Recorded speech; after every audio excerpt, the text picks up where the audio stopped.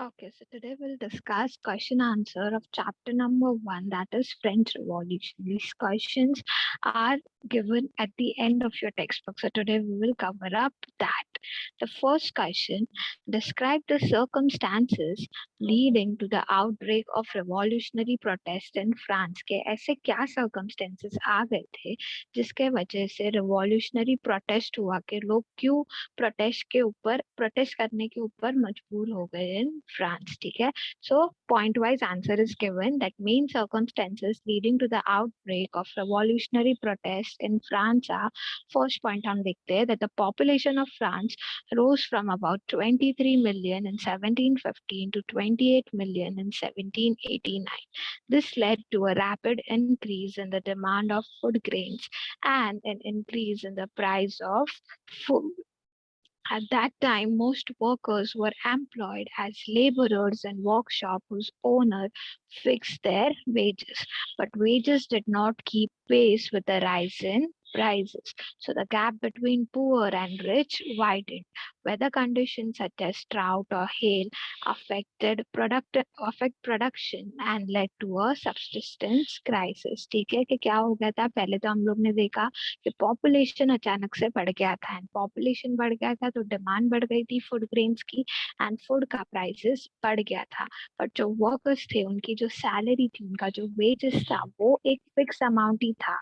भले ही प्राइसेस बढ़ रहे थे बट उनके वेजेस बढ़ नहीं रहे थे, एंड इसके वजह से जो वर्कर्स थे वो बेचारे पुअर ही रह रहे थे बिकॉज उनकी सैलरी बढ़ नहीं रही थी. और जो रिच है, तो रिच और पुअर में एक गैप आ गया था. एंड कभी कभी ऐसे कंडीशंस भी आ जाते थे कि ड्रॉट हो जाता था या हेल हो जाता था, जिसके वजह से क्या होता था, प्रोडक्शन होता जो था वो अफेक्ट होता था, एंड जिसके वजह से सब्सिस्टेंस क्राइसिस आ गया. Subsistence crisis we have seen in the chapter कि जो बेसिक नेसेसिटी होती है जब उसका शॉर्टेज हो जाता है, that is called as subsistence crisis. तो ये एक फर्स्ट पॉइंट हो गया. सेकेंड पॉइंट क्या था, people get privileged based on birth and not on merit. के जो उनको privileges मिलते थे वो कैसे मिलते थे, उनके birth से. अगर वो फर्स्ट किंग क्लर्जी के उसमें बिलोंग करते तो उनको प्रिविलेजेस मिलते थे, बट उनको अपने मेरिट पे नहीं मिलता था. कि अगर कोई पुअर है बट वो भले ही काम कर रहा है या उसमें अगर टैलेंट है बट उसके बेसिस पे उसको प्रिविलेजेस नहीं मिलते थे. And most of the people belonging to the first and second estate had all the power and money, and majority of people depended at the mercy of this privileges class. के यहाँ पे जो हम लोग ने देखा कि सारे पावर्स किसके हाथ में होते थे, first and second state. And that is why third state, जो पुअर, जो मेजोरिटी ये था, पॉपुलेशन था थर्ड स्टेट का, उनको किसके ऊपर डिपेंड करना पड़ता था, फर्स्ट और सेकेंड स्टेट पे. एंड इसके वजह से प्रॉब्लम हो गए. तो ये दो कंडीशंस हुए. पहला था कि लोगों में पॉपुलेशन बढ़ रहा था, वेजेस इंक्रीज नहीं हो रहे थे, तो उसके लिए ये प्रॉब्लम हो रहा था. सेकंड वाज कि जो प्रिविलेजेस दिए जा रहे थे उसके वजह से. Third is merchants and manufacturers. The third state include professions such as lawyers or administrative officials.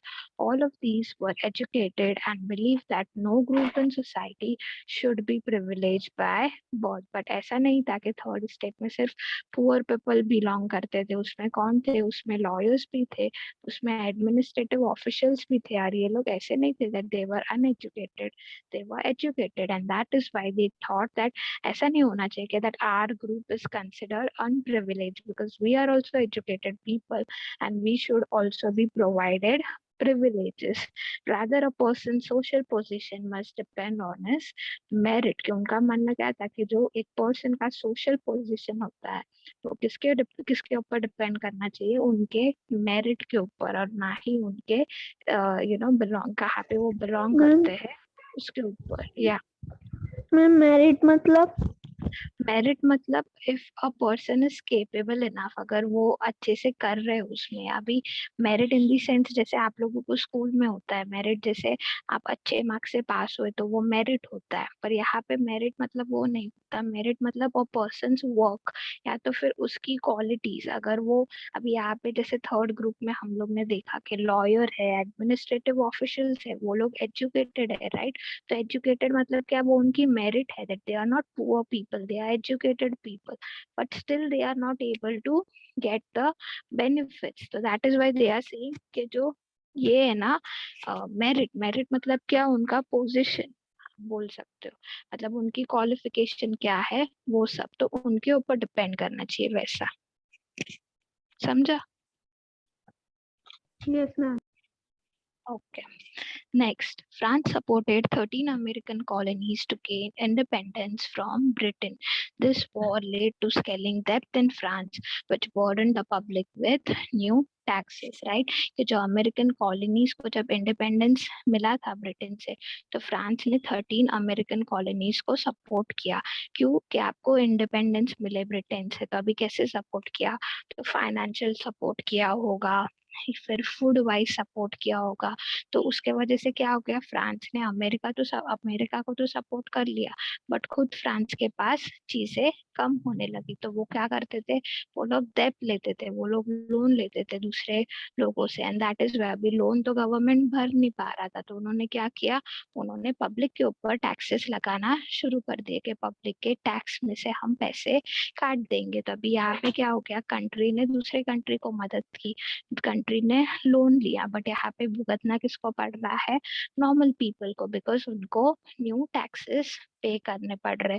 तो ये सारी सिचुएशंस थी जिसके वजह से लोगों को गुस्सा आया, जिसके वजह से वो लोग एंग्री हो गए, and that is why this lead to the outbreak of revolutionary protest. कि इसके लिए फिर उन्होंने डिसाइड किया कि हम प्रोटेस्ट करेंगे। Clear? Yes, ma'am. Okay. Second question, which groups of French society benefited from the revolution? कि किसको benefit मिलता था? Which groups were forced to relinquish power कि किसको force करना पड़ा? And which section of society would have been disappointed with the outcome of revolution? ठीक है, तो मैम हमने इसका देखा, मैम इसका आंसर मेरे को थोड़ा बहुत आता है, मतलब मैं शॉर्ट में एक बार बोलूं आपको? या आई नो आपने टेस्ट में लिखा था ना, अच्छे से यस आपने टेस्ट मैम। में लिखा था यार, परफेक्ट। के बोलो, आपको if you want you can answer. Ma'am उसमें मैम पहले आएगा which groups of French society benefited from the revolution. The second and third stage were benefited from the French Revolution. Which groups were forced to relinquish power? The relinquish power ना, तो first और second Yes, state. ma'am. हाँ, ma'am. The nobles and the clerics were forced to relinquish power. Which section of societies would have been disappointed with the outcome? The third society and the women were disappointed with the outcome of the revolution, and due to their wishes were not uh, मतलब वो क्या ठीक है, कोई बात नहीं, कोई बात नहीं, पता चल गया, कोई हाँ, बात। ओके, तो देखो, which groups of French society benefited from the revolution, कि किसको बेनिफिट मिलता था सोसाइटी में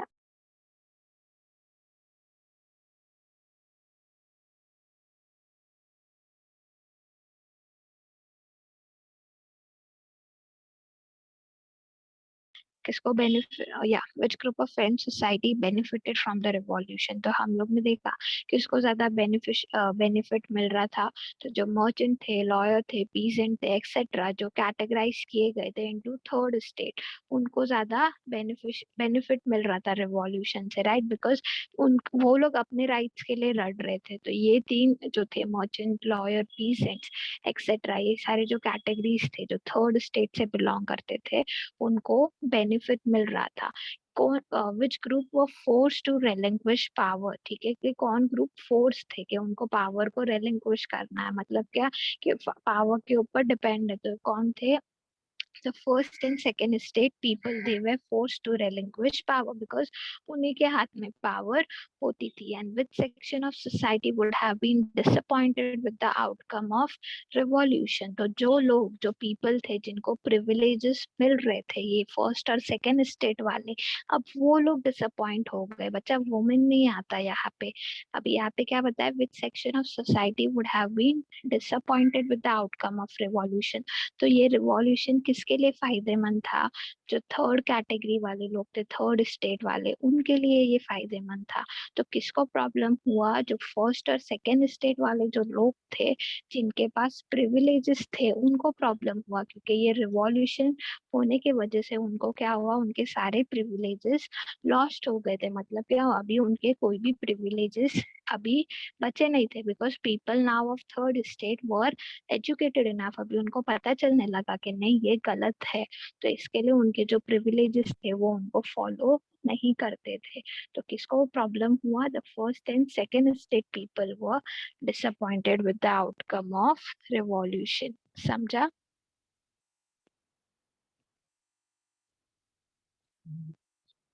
समझा both of you? Yes, ma'am. Okay. Yes, ma'am. Yeah, now we will see the third question, which is describe the legacy of French Revolution for the people of the world during 19th and 20th century. के legacy क्या थी वो describe करो. So क्या क्या legacy आए? The ideas of liberty and democratic rights were the most important legacy of French Revolution, right? कि ये जो French Revolution हुआ तो उनका main idea क्या था? तो main idea क्या था कि उन्हें liberty चाहिए थी and उन्हें democratic rights चाहिए थे. These spread from France to rest of European during the 19th century, where feudal systems were abolished. Colonized people reworked the idea of freedom from bondage into the movements to create a sovereign nation state.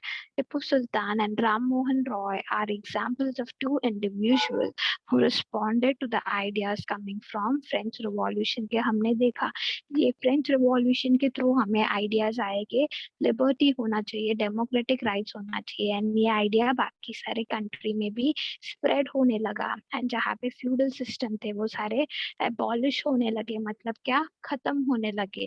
और जो colonise people थे उन्हें ये सारी ideas, मतलब जो people इनके under थे, कॉलोनाइज मतलब जिनको कॉलोनी रूल कर रही थी, उन्हें पता चला कि नहीं, अभी हमें भी एक कंट्री ऐसी बननी चाहिए which is free from any rule. And जो मेन दो लोग थे, कौन थे? Tipu sultan and Ram Mohan Roy. ये दो ऐसे एग्जाम्पल्स है ऐसे इंडिविजुअल के जिन्होंने ये आइडिया से वो इंस्पायर हुए कि हमारे पास भी ideas of liberty and democratic rights होने चाहिए. क्लियर बच्चा लोग?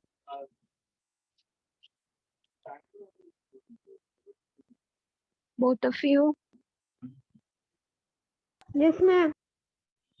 Yeah. Draw up a list of democratic rights we enjoy today whose origin could be traced to French Revolution. ठीक है, कि ऐसे लिस्ट ऑफ डेमोक्रेटिक राइट्स बताओ कि जो फ्रेंच रिवॉल्यूशन से ओरिजिन है, मतलब क्या, जिनका ओरिजिन फ्रेंच रिवॉल्यूशन से, कि पहले वो वहां पे हुआ एंड उनकी आइडियाज हम फॉलो कर रहे थे. ऐसा रिवॉल्यूशन कौन कौन था? अरे ऐसे लिस्ट कौन कौन से है? तो हमने देखे जो राइट टू वोट है वो पहले वहीं से हमने उसको इंस्पायर किया है. राइट टू वोट है, फ्रीडम ऑफ प्रेस है, फ्रीडम ऑफ स्पीच है, फ्रीडम ऑफ एक्सप्रेशन है, राइट टू लिबर्टी है. फिर जो ये स्लेवरी है उसका अबॉलिशन, कि हमें कोई भी स्लेवरी के अंदर रहना नहीं है. राइट टू सिक्योरिटी है, राइट टू एजुकेशन है, राइट टू प्रॉपर्टी है. सो ये सारे रूल्स जो है, ये सारे राइट्स जो है, सॉरी नॉट रूल्स, बट ये सारे राइट्स जो है, इनका ओरिजिन कहाँ से है? फ्रेंच रिवॉल्यूशन से है, जो आज हम एंजॉय करते हैं. राइट, हमें राइट टू वोट है, हमें राइट टू लिबर्टी है, सॉरी, हमें राइट टू प्रॉपर्टी है.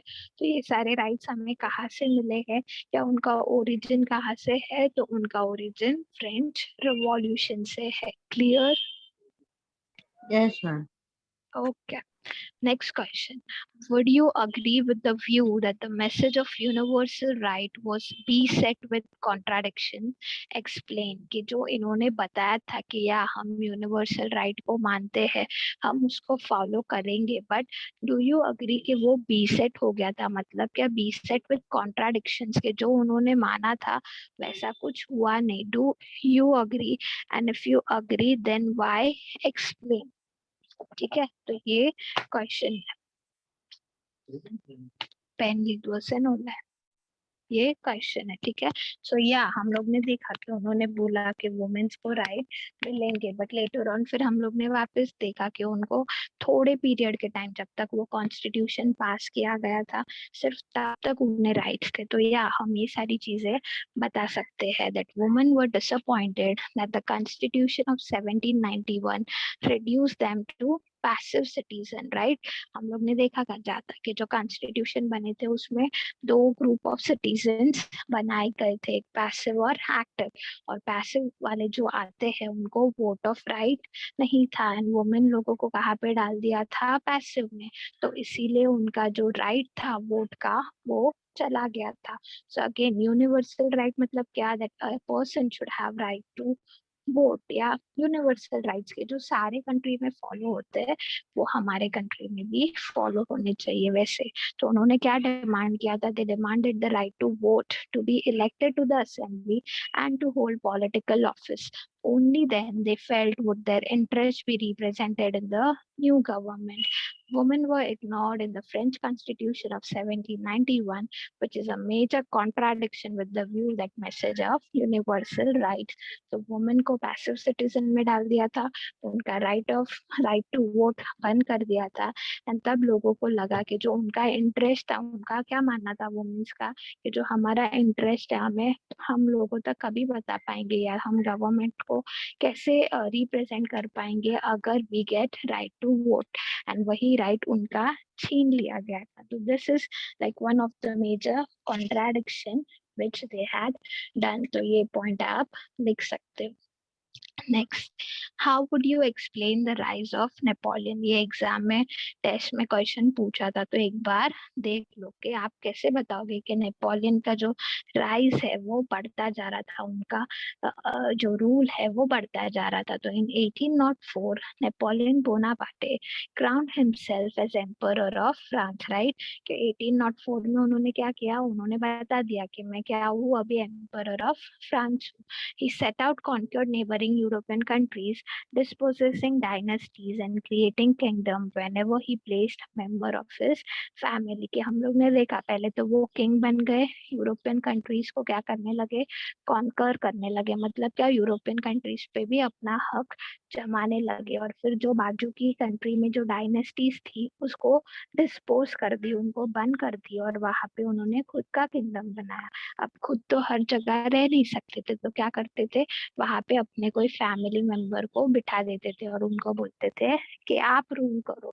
मतलब क्या? कि मेरे पास ही अगर मैं रूल करूँ या मेरा कोई फैमिली मेंबर रूल करे, मतलब पावर तो मेरे पास ही है ना. वैसा Napoleon saw his role as a modernizer of Europe. He introduced many laws such as protection of private property and a uniform system of weights and measure provided by the decimal system.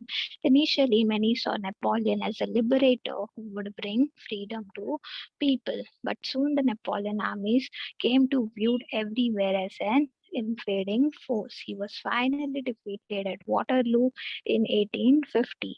Many of his measures that carried the revolutionary ideas of liberty and modern laws to other parts of Europe had an impact on people long after Napoleon had left. तो उन्होंने कुछ कुछ चीजें अच्छी की थी, जैसे उन्होंने न्यू लॉज लाए. वो न्यू लॉज में उन्होंने क्या बोला? कि लोगों का जो प्राइवेट प्रॉपर्टी है उसको हम प्रोटेक्ट करेंगे. फिर उन्होंने वेट्स लाया था. रिमेम्बर मैंने आपको बताया था कि उन्होंने वेट्स एंड मेजर का सिस्टम लाया था, उन्होंने डेसिमल सिस्टम लाए थे. तो बहुत सारे लोगों को लगा कि ये क्या है? एक लिबरेटर है जो हमें फ्रीडम की ओर लेके जाएंगे, हमें फ्रीडम दिलाएंगे.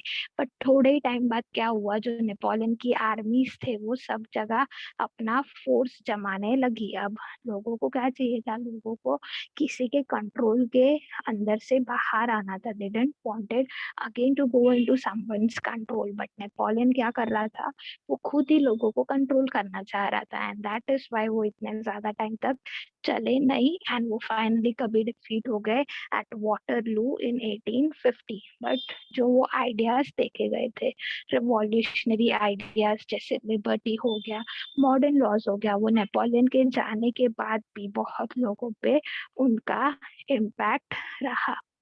क्लियर है बच्चा लोग?